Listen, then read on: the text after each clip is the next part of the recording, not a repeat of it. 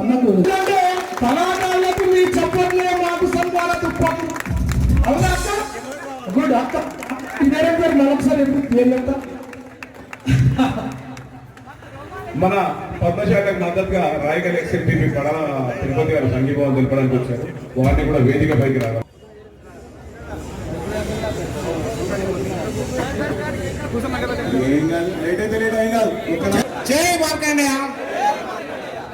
ఈరోజు రాష్ట్ర నలుమూలల నుంచి అన్ని శ్రావణికి మద్దతుగా ప్రత్యేక ధన్యవాదాలు తెలుపుతున్నాను. మేము మొన్న ప్రెస్ మీట్ లో ఒక వాట్సాప్ మెసేజ్ ద్వారా రాష్ట్ర పద్మశాలి సంఘం తరఫున చెలో జగిత్యాల అనే ప్రోగ్రాంను ఒక మెసేజ్ ద్వారా చేసినందుకే ఇంతమంది వచ్చారు. రానున్న రోజుల్లో ఇది నాంది మాత్రమే, ఇది శుభ సూచకము.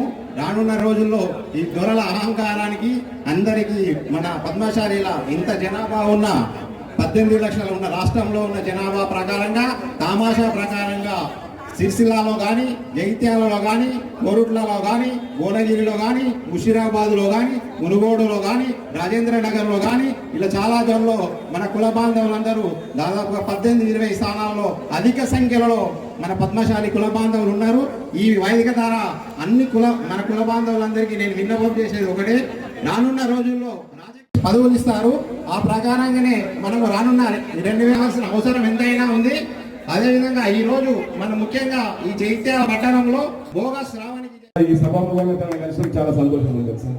అట్లనే దొరల మీద పోరాడేప్పుడు మనం ఆమె మెసేజ్ ను ఆమె చూసిన వీడియోలో కంట తడి పెట్టుకుంటూ ఒక ఆడపడుచు ఈ దొర అహంకారానికి నేను చాలు దొర అనుకుంటా తన రాజీనామాను సమర్పించారు. కూడా ఇంతమందుకు భక్తులు కొంతమంది చెప్పారు, మన పద్మశాలి ఇంకా సామాజిక వర్గాన్ని ఆమె కాకుండా వేరే వాళ్ళకి ఇస్తాము అని చెప్తున్నారు.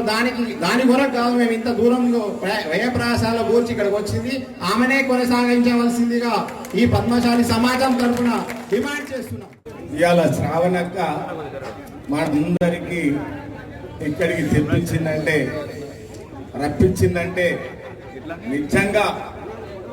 నిజంగా ఆ రోదన, ఆ వేదన, ఆ కన్నీటి గుట్లే మన ఇక్కడికి రప్పించలేని నేను ఈ సభాముఖంగా నేను తెలియజేస్తున్నాను.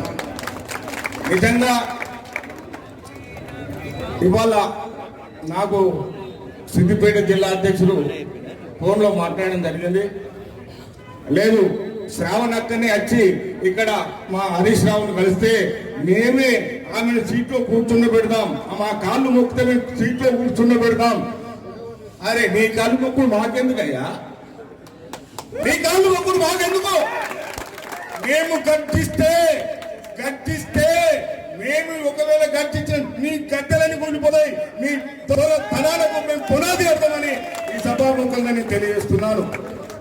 నిజంగా అంటే ఇవాళ జగిత్యాల ఎమ్మెల్యే ఆయన ఏంటి సంజయ్ కుమార్ అంటే నేను ఎవరు అనుకున్నా, నేను త్వర అనుకోలే. మీ త్వరతనం ఏందో